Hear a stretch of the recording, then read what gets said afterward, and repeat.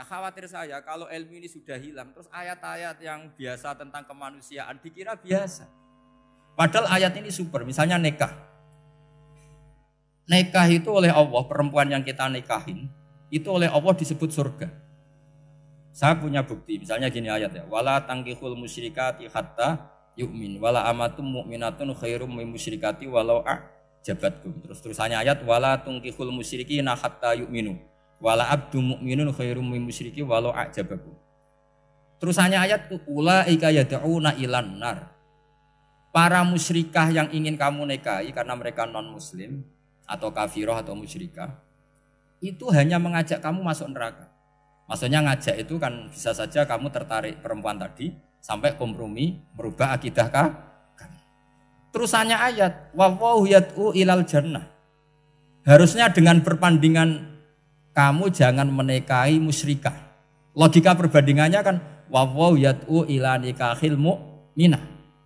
Saya ulang lagi, harusnya muqabalahnya kan wallahu yad'u ila nikahil mu'minah. Allah mengajak kamu supaya menikahi mu'minah. Tapi kata mukminah sama Allah diganti wallahu yad'u ilal jannah.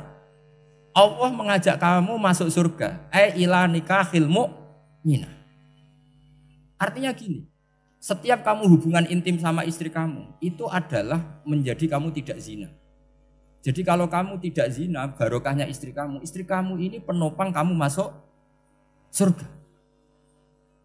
Makanya Rasulullah pernah ditanya, ibadah itu apa saja? Nabi secara ringan diantara jawabannya, wa fi buti ahadikum shadaqah. Sudah kamu ngumpuli istri kamu itu ya ibadah. Terus kata sahabat-sahabat, ya Rasulullah ayati ahaduna syahwatahu wa walahu ajrun. Yang benar saja Rasulullah, masa urusan gitu dapat pahala. Nabi jawabannya ya enteng, alai salawaduha fi haramin aka'ana ali wisrun. Kalau dia salah yang dikeloni kan ya dosa. Berarti kalau ngeloni yang benar juga pahala. Berarti istri kamu itu jannah surga. Cuma jannah yang agak aneh karena rewel itu agak aneh. Jadi itu jannah yang agak aneh. Maka supaya jannah ini tidak aneh, kata Rasulullah itu cara bersuami istri itu kata Rasulullah halla jariyatan tula ibuka wa tula ibuka. Sebagian riwayat halla jariyatan tudhahikuha wa tudhahikuka. Kamu cari perempuan yang gampang guyon, gampang rileks. Mula abah itu rileks, mutohaka ya rileks. Saya berkali-kali cerita, saya ini termasuk orang yang nggak pernah diskusi penting sama istri saya. Karena takut tegang, biasanya kalau tegang itu yang suaminya kalah. Jadi saya itu nggak pernah diskusi penting. Saya kemarin mau ke Pasuruan ya, mau ke Peloso itu ditanya, mau kemana? Ya nggak tahu. Terus pulangnya kapan? Ya nggak tahu. Wong kok rohan. Ya saya seneng saja. Nggak roh itu artinya kan bodoh. Orang bodoh itu nggak mukallaf, artinya nggak dosa kata saya. Jadi saya ngambil hikmahnya saja. Ditakoki kok jawabannya ora jelas. Ora jelas itu misteri. Memang dunia itu penuh misteri. Pokoknya tak itu. Pokoknya yang kira-kira itu jadi tidak penting. Rasulullah tuh kalau debat sama istrinya ya milih gitu, milih mula abah mutohaka. Saya punya sekian cerita betapa Rasulullah tuh rileks ngadepin cemburu-cemburunan. Sayyidah Khadijah tentu orang yang super bagi Rasulullah. Sampai ketika adiknya Sayyidah Khadijah, kalau nggak salah namanya itu Halah itu. Kalau datang itu Rasulullah itu menjamu karena mengingatkan suara Khadijah. Kalau muji Khadijah itu sudah langit Rasulullah. Sehingga Aisyah itu cemburu. Bagaimana Anda selalu muji Khadijah? Waqad abdalakallahu khairan minha. Allah mengganti yang lebih cantik ketimbang Khadijah dan lebih muda. Maksudnya Aisyah. Kenapa masih muji yang sudah meninggal? Tua lagi kan. Gantian Sayyidah Fatimah yang tersinggung karena ibunya ditua-tuakan kan. Itu ketika Fatimah cemburu, mangkelnya sama Sayyidah Aisyah. Mangkel manusiawi loh. Enggak usah kamu jadi Syiah terus benci Aisyah itu. Karena kalau kamu jadi benci Aisyah berarti kamu nganggap Aisyah itu salah. Dan itu efeknya di Rasulullah, berarti Rasulullah milih istri yang salah. Makanya kita ini madzhabnya ahli sunnah. Abu Bakar tidak mal'un. Kenapa tidak mal'un? Kalau kamu bilang Abu Bakar mal'un berarti Rasulullah salah pilih teman. Umar tidak mal'un karena Rasulullah pasti milih teman yang benar. Begitu juga milih istri yang benar. Dalilnya tidak usah jauh-jauh. At-thayyibatu lit-thayyibi. At-yabut thayyib tentu Rasulullah. Berarti istrinya pasti thayyibah. Jadi madzhab Ahlussunnah dalam madzhab sing jelas-jelas min baini farsi wa damil labanan khalisan sa'iwal lisya. Jadi kalau kamu cari logika gampang saja. Nabi itu thayyib, bahkan at-yabut thayyib. Padahal Kata Allah at-thayyibatu lit-thayyibi. Ya jelas ya. Jadi ini tidak usah dimasukkan hati tentang konfliknya Aisyah dan Fatimah, itu biasa saja. Yang satu bela ibunya, yang satu bela dirinya. Sebenarnya Aisyah itu nggak niat ngeritik Khadijah, ingin diperhatikan Rasulullah saja. Terus ketika Sayyidah Fatimah matur ya Rasulullah saya supaya ngalahkan Aisyah itu gimana? Karena ibu saya sudah meninggal, ya memang cantik dia, muda dia. Dan tahu betul orang kalau Nabi itu sangat mencintai Aisyah. Kata Rasulullah, bilang gini saja, tetap hebat ibu saya. Karena ibu saya dapat Rasulullah rondo untuk Joko. Kowe ayu kaya apa, iku untuk dudo. Jadi rileks saja Rasulullah. Akhirnya, ya semenjak itu enggak ngeritik lagi. Bahaya ini kalau ngeritik. Khadijah itu kan sudah umur 40 tahun. Janda dapat Joko. Aisyah, perawan untuk dudo. Keren mana? Keren Khadijah. Jadi tidak semua masalah itu Nabi itu menyelesaikan cara ekstrim. Nabi itu biasa mula apa? Santai rileks. Nah, kalau para mbak-mbak ini ingin jadi surga yang enggak aneh, syaratnya jangan rewel karena di surga itu enggak boleh ada orang rewel. Tapi kalau enggak rewel sementara suami kamu enggak benar, ini namanya goblok. Maka kata Mbah Mun kalau ngijazahi santri-santrinya, "Cung bojomu kudu rewel, enggak ngono fakir," kata Mbah Mun. Tapi santri yang di belakang gremeng, "Iya Mbah, nak fakir, nak jantungan mati." Makanya sering itu. Jadi di antara ulumil Quran itu ada istilah maudhi'ul mudmar mengganti maudhi'ud dhamir atau maudhi'ul lafzi menggantikan lafdan akhar. Itu memang agak jadi ilmu tafsir. Tapi bagi pelakunya itu menjadi gampang. Ya tadi, ketika Allah melarang nikah hal musyrikah, saya ulang lagi.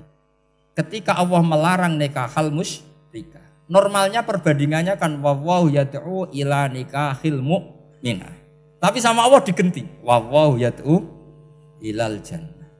Itu menunjukkan bahwa nikahul mu'minah adalah al jannah. Karena kamu hubungan intim ya ibadah.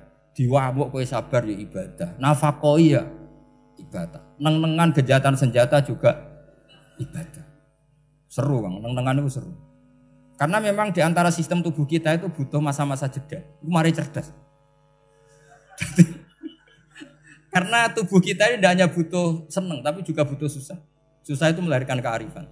Jajal bojomu tahu minggat, mesti kearifan kamu meningkat. Jadi minggat itu ya penting. Nikmati saja. Udah ini saya nggak ngajari keburukan. Memang seperti itu. Nah saya berharap ilmu usul fikih ini tidak boleh hilang. Karena dengan ilmu usul fikih kita tahu mubah adalah tarkul haram dan tarkul haram adalah wajib. Maka Allah sering sekali membicarakan sesuatu yang mubah itu superior.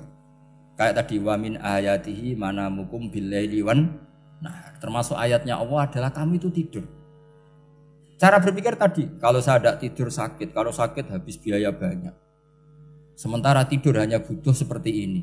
Betapa baiknya Allah dengan tidur bisa menjaga kesehatan yang kalau tidak dijaga berbiaya tinggi. Berarti dan naumul ibadah.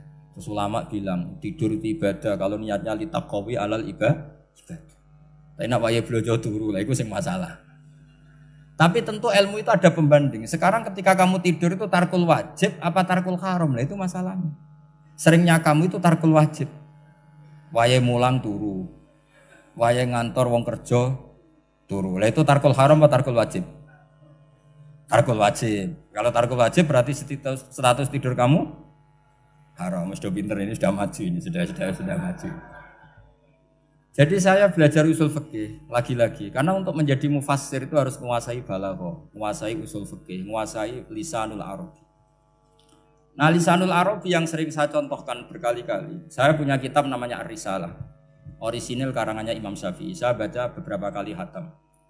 Juga saya beberapa kali bacakan santri. Itu kalau memaknai Quran secara lisanul arabi itu gampang sekali. Gampang sekali. Ketika Imam Syafi'i mengatakan kamu boleh tayamum ketika bepergian dan saat bepergian itu tidak menemukan air. Syaratnya kamu tolabul ma', cari-cari dulu. Ketika ditanya sama Ashabus Syafi'i, kenapa harus cari-cari dulu? Jawabannya enteng. Li'anna Allaha ta'ala yaqul falam tajidu ma'an wala yuqalu liman lam yatlub lam yajid. Karena Allah ngendikan kemudian kamu tidak menemukan air. Di mana-mana tidak menemukan setelah mencari. Kalau belum mencari namanya tidak tahu. Jadi dari kata falam tajidumaan kemudian kamu tidak menemukan. Tidak menemukan berarti apa? Setelah mencari. Sehingga beliau mensyaratkan dicari-cari dulu, baru berkesimpulan tidak menemukan. Nah setelah tidak menemukan kamu baru boleh tayamum. Segampang itu ilmu usul fikih di depan Imam Syafi'i. Ulumul Quran dianalisis dengan usul fikih. Ketika ditanya, kenapa Anda mensyaratkan nikah itu pakai wali? Ayatnya apa? Kalau hadisnya jelas, la nikaha illa biwaliyin mursidin. Ayatnya apa? Imam Syafi'i secara enteng baca ayat fala ta'duluhunna ayyankihna azwajahunna idza tarawdu bainahum bil ma'ruf. Jika wanita yang kamu waleni, saya ulang lagi, jika perempuan yang kamu walikan, misalnya kamu punya anak yang umur 20 tahun ingin nikah sama seseorang. Sing seseorang ini layak. Ya misalnya kiai ya apal alfiyah. Tadi kata Mbah Mus itu muridnya Mbah Khalil itu alfiyah diwolak-walik apa. Saking seringnya belajar alfiyah kata beliau sampai santri apal alfiyah wolak-walik tapi ra roh carane jamak kosor. Karena dulu pondoknya mau pondok nahwu. Jadi kayak di nglirap itu. Tonggone nganti apal fa'ala yaf'ulu fa'lan. Cinone weh apal saking bedino itu ujiane ra selawatan fa'ala yaf'ulu fa'lan wa ma fa'lan wa huwa fa'ilun. Jadi pondok yang macam-macam. Itu saat tadi sampai mana itu? Tentang apa? Wali nikah tadi. Di bab fikih, saya ulang lagi di bab fikih. Itu kata Allah, jika perempuan yang kamu walikan itu ingin nikah, fala ta'duluhunna, jangan kamu larang. Kata Imam Syafi'i, kalau seorang wali tidak punya hak mewalikan, maka larangan jangan menghalangi itu tidak ada gunanya. Misalnya gini, Zaid itu tidak punya utang saya ulang lagi, Zaid tidak punya utang saya. Memang ini ilmu logika, Zaid tidak punya utang saya. Terus sampean bilang ke saya gini, Gus Bah, Zaid ojo tageh. Itu omongannya wong aneh apa enggak? Aneh kan? Tapi kalau Zaid punya utang saya 1 juta, terus kamu menasehati saya, Gus Zaid ojo tageh. Benar apa enggak? Wali itu punya hak melarang. Saya ulang lagi, wali berarti punya hak melarang putrinya tidak nikah. Sehingga diperintahkan Allah, kamu jangan pernah melarang. Berarti punya hak melarang. Kayak tadi, Gus ojo tageh, berarti aku dia hak nageh. Misalnya otoritas bandara ATR, pesawat Boeing sekian-sekian Lion, bolehkan landing di sini. Karena operatornya punya hak melarang. Juga punya hak mengizinkan. Tapi kalau orang lain kamu bilangin, pesawat Lion nggak boleh landing di Semarang. Orang lain yang nggak terkait dengan otoritas itu, aneh nggak omongan itu? Aneh. Kalau wali dilarang menghalangi perempuan ingin nikah harus memberi izin maksudnya, maka berarti wali punya hak menikahkan. Paham yang saya maksud? Makanya Imam Syafi'i mensyaratkan seorang perempuan yang nikah harus pakai wali. Jadi segampang itu. Kitab Ar-Risalah menerangkan ulumul Quran.